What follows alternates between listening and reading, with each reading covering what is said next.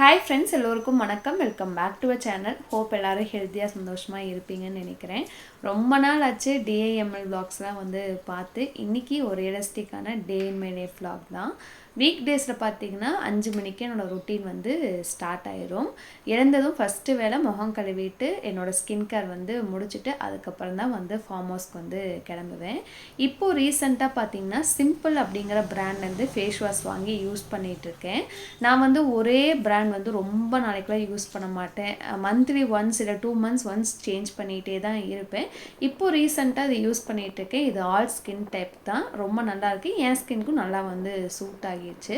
முகம் கழுவிட்டு வந்ததுக்கப்புறம் இதே பிராண்டில் பார்த்தீங்கன்னா மாய்ஸ்சரைசர் இருக்குது. பட் அம்மா வீட்டுக்கு போனப்போ அங்கே விட்டுட்டு வந்துட்டேன். ஆல்டர்னேட்டிவாக வில்வாவோட அலோவேரா ஜெல்லும் வச்சுருக்கேன். ஸோ ரெண்டுமே நான் யூஸ் பண்ணுவேன். இது எல்லாமே அமேசானில் தான் பர்ச்சேஸ் பண்ணியிருந்தேன். நான் பர்சனலாக வாங்கி யூஸ் பண்ணிகிட்ருக்கிறது நோ ப்ரொமோஷன். எனக்கு நல்லா இருக்கனால என்னோடய ரிவ்யூ ஷேர் பண்ணியிருக்கேன். லிங்க்ஸ் டிஸ்கிரிப்ஷனில் கொடுக்குறேன். உங்களுக்கு தேவைப்படும் பட்சத்தில் யூஸ் பண்ணிக்கோங்க. ஸ்கின் கேர் முடிச்சதுக்கப்புறம் பார்த்தீங்கன்னா நைட்டு தூங்குறதுக்கு முன்னாடியும் சரி காலையில் எழுந்ததும் முடி சிக்கு எடுத்துட்டு ஏதாவது ஒரு ஹேர் ஸ்டைல் பண்ணிடுவேன். இது ஹேர் ஸ்டைல்னு சொல்ல முடியாது, போனி போடுவேன். அப்படி இல்லைன்னா ஃப்ரெஞ்ச் ப்ரைட் போட்டுக்குவேன். அது எனக்கு ரொம்ப கம்ஃபர்டபுளாக இருக்கும். நான் ஃப்ரெஞ்ச் ப்ரைட் அதிகமாக போட ரீசன் பார்த்தீங்கன்னா மற்ற ஹேர் ஸ்டைலுக்கு இந்த டிக்டாக் கிளிப் யூஸ் பண்ணுவோம். அது யூஸ் பண்ணும்போது முடி பிரேக் ஆகிறதுக்கு நிறையவே சான்ஸ் இருக்குது. அதனால் நான் ஃப்ரெஞ்ச் ப்ரைட் ப்ரிஃபர் பண்ணுவேன். பார்க்குறக்கும் நீட்டாக இருக்கும். பின்னி போட்டிருக்கனால முடியுமே நல்ல க்ரோத் எனக்கு இருக்குது. ஊருக்கு போயிட்டு வந்ததுக்கப்புறம் பார்த்தீங்கன்னா மாவு அரைக்கவே இல்லை. சரி ஊற வச்சுட்டு போனால் ஃபார்ம் ஹவுஸில் வேலையெல்லாம் முடிச்சுட்டு அரைச்சிக்கலான்னு ரெடி பண்ணிகிட்டு இருந்தேன். எப்போதுமே 6:1 ரேஷியோ தான் போடுவேன். அதே அளவு தான் இன்றைக்கி எடுத்திருக்கேன். ஆனால் ஒன்று மாற்றியிருக்கேன். 5 கப்பு இட்லி அரிசி, 1 கப்பு பச்சரிசி எடுத்திருக்கேன். ஸோ ஒரு 2-3 டைம் இந்த மாதிரி அரைச்சி பார்த்தேன். இட்லி நல்லா சூப்பர் சாஃப்டாக வந்தது. அதனால தான் ஷேர் பண்ணிக்கிறேன். அதே அளவு தான் 6 கப்பு அரிசி, 1 கப்பு உளுந்து, 1/2 கப்பு அவல், அப்புறம் கொஞ்சம் வெந்தயம். இது எல்லாமே தனித்தனியாக ஊற வச்சுடுவேன். அவல் மட்டும் அரைக்கிறதுக்கு ஒரு 10 நிமிஷத்துக்கு முன்னாடி ஊற வச்சுடுவேன். அரிசி உளுந்து ரெண்டும் ஊற வைக்கும் போதே பார்த்தீங்கன்னா ஒரு 4-5 டைம் நல்லா கழிஞ்சிட்டு அதுக்கப்புறம் தான் ஊற வைப்பேன். வந்ததும் டேரெக்டாக அரைக்க போட்டுடலாம். அரிசி ஃபஸ்ட்டு போடுவேன். அரிசி ஆட்டுற அந்த டைமில் பார்த்தீங்கன்னா உளுந்து ஃப்ரிட்ஜில் வச்சு அதுக்கப்புறம் எடுத்து கடைசியாக அரைப்பேன். அப்படி பண்ணும்போது உளுந்து நல்லா ஒவ்வொரியாகி வரும். ஸோ எல்லாமே தனித்தனியாக எடுத்து ஊற வச்சுட்டு ஃபார்ம் ஹவுஸ் கிளம்பிட்டேன். இன்னுமே நிறைய பேர் கேட்குறது ஏன் 2 வீட்டில் இருக்கீங்க அப்படின்னு தான். இது எங்களோட நார்மலான வீடு. அது ஃபார்ம் ஹவுஸ். மாடு கோழிலாம் வளர்க்குறோம்ல, நைட் டைமில் தனியாக விட்டுட்டு வர முடியாது. அத்தை மாமா தங்குறதுக்காக அதை போட்டோம். அப்படியே பார்த்திங்கன்னா மேலே கூரை போட்டு கீழே டைல்ஸ் எல்லாம் ஒட்டி கவுண்டர் டாப் ரெடி பண்ணி என்னோடய டேஸ்ட்டுக்கு நான் கொஞ்சம் ரெடி பண்ணியிருந்தேன். அதே மாதிரி ட்ராவலும் அதிகம் கிடையாது. வண்டியில் போனால் 1 நிமிஷம் தான், நடந்து போனால் 3 நிமிஷம் தான். ரொம்ப ரொம்ப பக்கம். இங்கேருந்து பார்த்தா அந்த வீடு தெரியும், அங்கேருந்து பார்த்தா இந்த வீடு தெரியும்.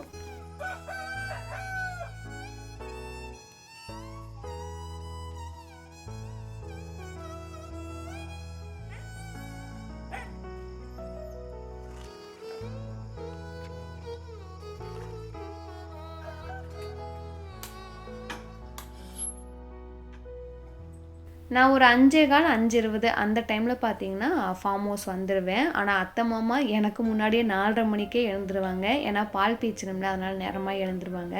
நிறைய நாட்கள் பார்த்தீங்கன்னா நான் வரும்போது அத்தை சாப்பாடு வச்சு குழம்பு ரசம் அதெல்லாம் பாதி வேலையை முடிச்சிருப்பாங்க.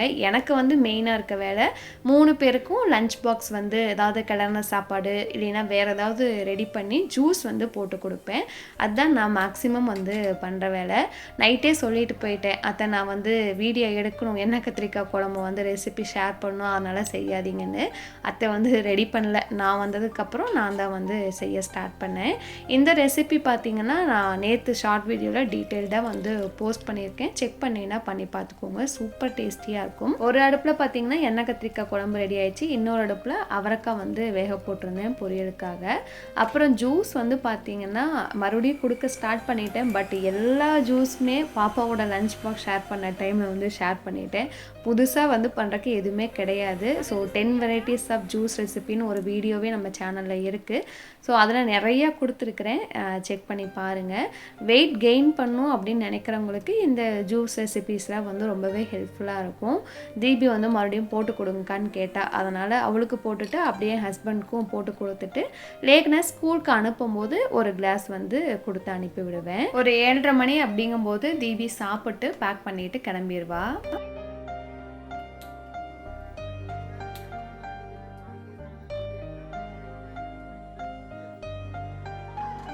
தீபி கிளம்புனதுக்கப்புறம் தான் சொபான்னு உட்காரக்கு ஒரு 5 நிமிஷம் எங்களுக்கு டைமே கிடைக்கும். அதுக்கப்புறம் தான் பொறுமையாக பால் காய வச்சு டீ போட்டு நானும் அத்தையும் குடிப்போம். ஆனால் நல்ல விஷயம் என்னென்னு பார்த்தீங்கன்னா 7:30 மணிக்குள்ளே லஞ்சு, டிஃபன் பாக்ஸு, ஜூஸுன்னு எல்லா வேலையுமே எங்களுக்கு முடிஞ்சிடும். இப்போ கிச்சன் வந்து க்ளோஸ் பண்ணிட்டோன்னு வைங்களேன், ஈவினிங் 7 மணிக்கு தான் வந்து எங்கள் 2 பேத்துக்கும் கிச்சனுக்குள்ளே வந்து வேலையே இருக்கும்.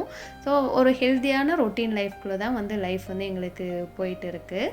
தீபி ரெடியாகி வரும்போது அந்த வீட்டிலேருந்து லேகனை கூப்பிட்டு வந்துடுவா. வந்ததுக்கப்புறம் அவனுக்கு பால்லாம் கொடுத்துட்டு கொஞ்ச நேரம் வந்து புக் ரீட் பண்ணுற ஹேபிட் வந்து கொண்டு வந்துட்டுருக்கேன். ஒரு 10 நாள் வந்து உட்கார மாட்டேன்னு அழுதான். ஆனால் அதுக்கப்புறம் பார்த்தீங்கன்னா சரிம்மா உட்காரேன் அப்படின்னு இப்போ அவனே வந்து அந்த டைம் ஆனால் வந்து புக் எடுத்து வச்சு ஏதாவது வந்து ரீட் பண்ண கூப்பிடுவான். நானும் கொஞ்ச நேரம் அவன் கூட டைம் ஸ்பெண்ட் பண்ணுவேன்.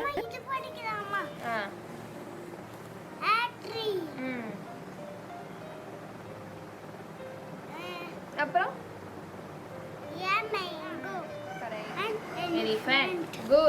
என்னோட மெயின் மோட்டிவ் பார்த்தீங்கன்னா ஃபஸ்ட்டு அவன் அந்த புக் ரீட் பண்ணுற ஹேபிட்குள்ளே வரணும். 2வது பார்த்தீங்கன்னா அங்கே இருக்க பொருள் என்ன அப்படிங்கிறத அவன் ஐடென்டிஃபை பண்ணணும். இந்த 2 மட்டும்தான்.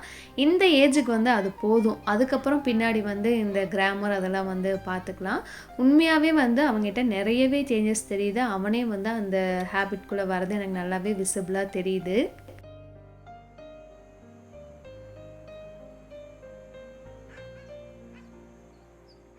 டைம் பார்த்தீங்கன்னா 10:45 இருக்கும். கிச்சன்லாம் க்ளீன் பண்ணி எல்லா வேலையும் ஃபார்ம் ஹவுஸில் முடிச்சாச்சு. நான் அதுக்கப்புறம் தான் எப்பயுமே வந்து பிரேக்ஃபாஸ்ட் வந்து சாப்பிடுவேன். எங்கள் வீட்டில் பார்த்தீங்கன்னா காலையில் டிஃபன், மதியம் லஞ்ச் அப்படின்லாம் கிடையாது. காலையில் மதியம் 2 நேரத்துக்குமே நாங்கள் சாப்பாடு தான் வந்து எடுத்துக்குவோம். சின்ன வயசுலேருந்தே என் ஹஸ்பண்ட் வீட்லேயும் அதுதான் பழக்கம், எங்கள் வீட்லேயும் வந்து அதுதான் பழக்கம். அதனால் எங்களுக்கு அது ஒரு பெரிய விஷயமா வந்து தெரியறது கிடையாது. காலையில் சமைச்சு வச்சிட்டோம்னா மறுபடியும் நைட் தான் வந்து கிச்சனுக்குள்ளே போகிற வேலை எங்களுக்கு வந்து இருக்கும். அப்புறம் கார்டனுக்கு வந்து நெட் போட்டிருந்தோன்னு காமிச்சோம்ல, அதை வந்து ஒரு சிலர் கேட்டிருந்தீங்க எங்கே வாங்கினீங்கன்னு. இது இங்கே இருக்க ஒரு லோக்கல் ஷாப்பில் தான் மாமா வந்து ஒரு 2000 ருபீஸ்க்குள்ளே வாங்கிட்டு வந்திருந்தாங்க. நல்ல குவாலிட்டியான நெட்டு, அதனால தான் அந்த ரேட்டு. கட்டிக்கிறதும் பார்த்தீங்கன்னா குச்சி வந்து நட்டு வச்சு ட்வெயின் யூஸ் பண்ணி கட்டியிருக்காங்க. பெருசாக வந்து வேறு எதுவுமே வந்து பண்ணலை. ஸோ போட்டதுக்கப்புறம் செடியோட க்ரோத் எல்லாமே வந்து நல்லாயிருக்கு. நான் ஃப்ரைடே அப்படிங்கிறனால பூவெல்லாம் பறிச்சுட்டு அத்தை வந்து ஃபார்ம் ஹவுஸில் குளிச்சுட்டு சாமி கும்பிட்டாங்க. இதுக்கப்புறம் நான் போயிட்டு ரெஃப்ரெஷ் ஆகிட்டு அந்த வீட்டில் வந்து சாமி கும்பிடுவேன். ஸோ ஃபார்ம் ஹவுஸில் வேலையெல்லாம் முடிச்சுட்டு ஒரு 11 மணிக்காட்ட இந்த வீட்டுக்கு வந்துடுவேன். மறுபடியும் ஈவினிங் 4 மணிக்கு தான் வந்து ஃபார்ம் ஹவுஸ் வந்து போவேன். ஆக்சுவலாக இதுதான் என்னோடய ரொட்டீன். வந்ததுக்கப்புறம் மாவரைக்கிற வேலை, ஏதாவது க்ளீன் பண்ணுறது இருந்தால் பார்ப்பேன். இந்த வீடு மெயின்டெனன்ஸ்க்கு பார்த்திங்கன்னா ஒரு அக்கா க்ளீனிங்க்கு வராங்க. அதனால் மேக்ஸிமம் எனக்கு வேலை இருக்காது. ஷார்ட் வீடியோ ஒர்க்கை ஒரு மணிக்குள்ளே வந்து முடிச்சுட்டு அப்புறம் ஒரு 4 மணி வரைக்கும் நல்லா வந்து ரெஸ்ட் எடுத்துக்குவேன்.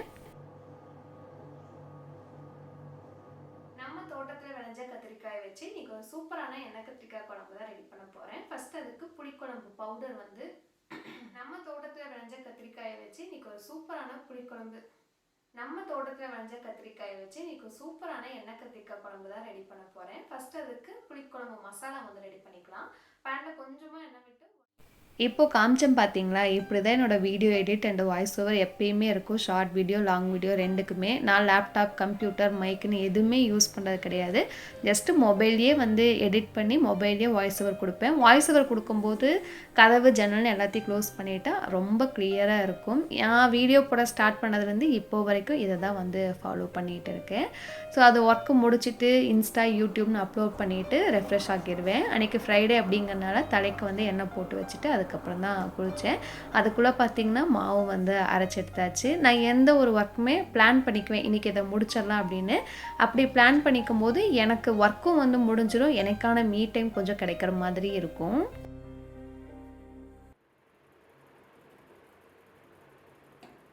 ஸோ ரீசெண்டாக பார்த்தீங்கன்னா என்னோடய ஹேர் கேரில் நிறைய சேஞ்சஸ் பண்ணியிருக்கேன். நிறைய ஹோம்மேட் பேக் யூஸ் பண்ணியிருக்கேன். என்னோடய ஹேர் க்ரோத்துமே வந்து விசிபிளாக நல்லா இருக்குது.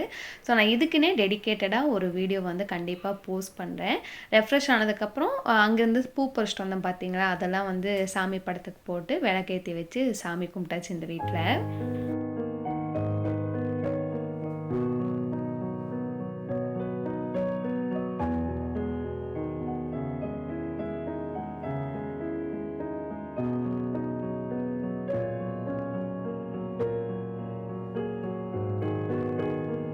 இன்றைக்கி லேகனை ஸ்கூல்லேருந்து பிக்கப் பண்ணிட்டு வர வேலையும் இல்லை. ஃபீவராக இருந்ததுன்னு ஸ்கூலுக்கு அனுப்பல. காலையில் பூ பறிக்கும் போதே என் கூட தான் இருந்திருப்பான், பார்த்துருப்பீங்க.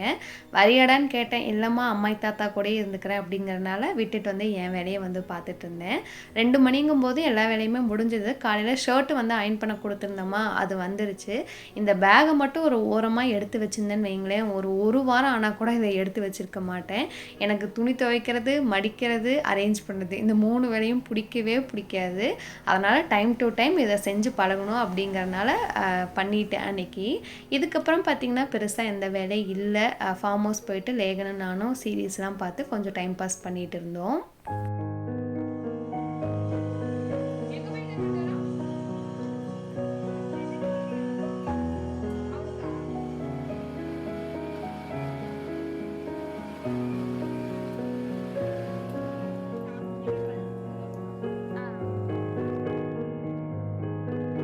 ஸோ ஈவினிங் பார்த்திங்கன்னா 1-2 வேலை இருந்தது, அதெல்லாம் முடிச்சு வச்சுட்டு நைட் சாப்பாட்டுக்கு பார்த்திங்கன்னா இட்லி தான் ஊற்றிருந்தேன். நம்ம மதியம் மாவு அரைச்சி வச்சோம் பார்த்திங்களா, நல்லாவே வந்து புளிச்சிருச்சு.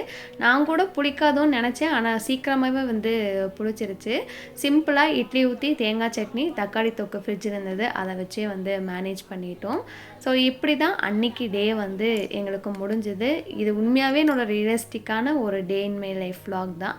இப்படி தான் என் ரொட்டீன் வந்து போயிட்டுருக்கு.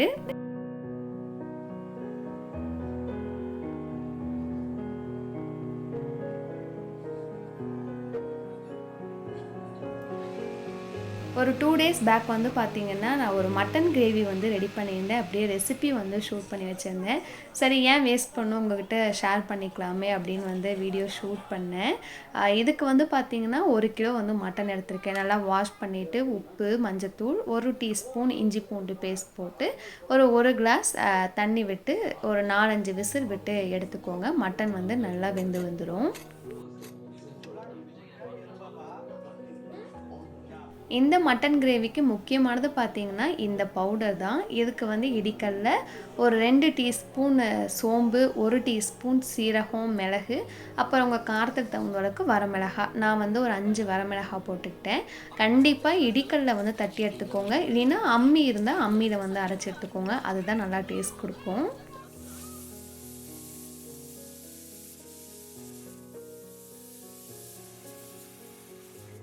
அதே மாதிரி இந்த பவுடரும் ரொம்ப ஃபைனாக அரைக்கணும் அப்படிங்கிறதுல இந்த மாதிரி 1க்கு 2 தட்டி வச்சுக்கிட்டிங்கன்னா போதும். இப்போ பேனில் வந்து ஒரு 1.5 டேபிள் ஸ்பூன் எண்ணெய் விட்டுருக்கேன். பட்டை, கிராம்பு, ஏலக்காய் இதெல்லாம் போட்டு நல்லா பொரிஞ்சதும் ஒரு 10 சின்ன வெங்காயம் வந்து பொடியாக கட் பண்ணி வச்சுருந்தேன். கண்டிப்பாக சின்ன வெங்காயம் யூஸ் பண்ணுங்கள், அதுதான் வந்து நல்லா டேஸ்ட் கொடுக்கும். கொஞ்சம் கறிவேப்பிலையும் போட்டு நல்லா வதங்கினதுக்கப்புறமா ஒரு டீஸ்பூன் வந்து இஞ்சி பூண்டு பேஸ்ட் வந்து சேர்த்துக்கிறேன். ஆல்ரெடி மட்டன் வேக வைக்கும் போதே 1 ஸ்பூன் போட்டோம். இதில் 1 ஸ்பூன் போட்டிங்கன்னா உங்களுக்கு வந்து கரெக்டாக இருக்கும். இஞ்சி பூண்டு பேஸ்ட்டோட பச்சை வாசனை போனதும் ஒரு 1.5 தக்காளி வந்து போட்டு இது கூடவே மசாலா ஐட்டம் எல்லாமே வந்து சேர்த்துக்கிட்டேன். ஒரு 1/4 டீஸ்பூன் மஞ்சள் தூள், ஆல்ரெடி வரமிளகாய் வந்து நம்ம இடித்து வச்சுருக்கோம், அதனால் ஒரு 1/2 டீஸ்பூன் மட்டும் போட்டுக்கோங்க. 2 டீஸ்பூன் மல்லித்தூள், இந்த கிரேவிக்கு தேவையான அளவுக்கு உப்பு, ஏன்னா ஏற்கனவே வந்து நம்ம மட்டனில் உப்பு போட்டிருக்கோம். கடைசியாக நம்ம இடித்து வச்சுருக்க மசாலா போட்டு கொஞ்சமாக தண்ணி விட்டு தக்காளி வந்து நல்லா எண்ணெய் பிரிஞ்சு வரணும்.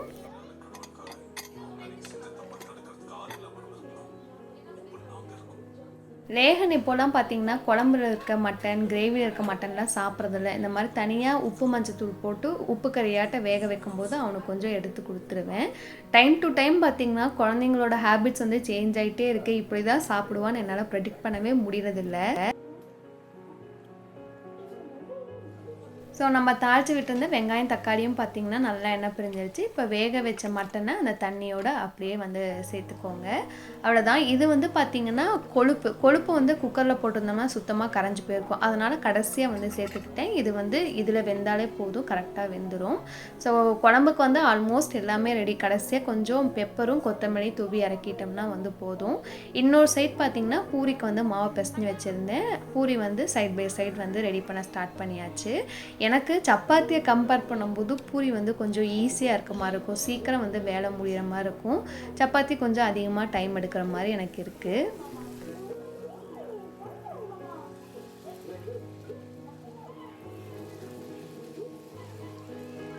அவ்வளோதான். ஃபைனலாக கொஞ்சம் பெப்பரும் கொத்தமல்லியும் தூவிட்டா கிரேவி வந்து சூப்பராக ரெடி. மசாலா ஐட்டம் எல்லாமே உங்களுக்கு கிரேவி எந்த அளவுக்கு திக்னஸ் வேணுமோ அந்த அளவுக்கு வந்து போட்டுக்கோங்க. சுட சுட பூரியோட மட்டன் கிரேவி சூப்பராக இருந்தது. கண்டிப்பாக வந்து ட்ரை பண்ணி பாருங்கள். ஸோ இதோட இந்த வீடியோ முடிச்சுக்கிறேன். கண்டிப்பாக உங்களுக்கு பிடிச்சிருக்கும், யூஸ்ஃபுல்லாக இருக்குன்னு நினைக்கிறேன். இதே மாதிரி இன்ட்ரெஸ்டிங்கான இன்னொரு வீடியோவில் மீட் பண்ணலாம். தேங்க்ஸ் ஃபார் வாட்சிங். பபாய்.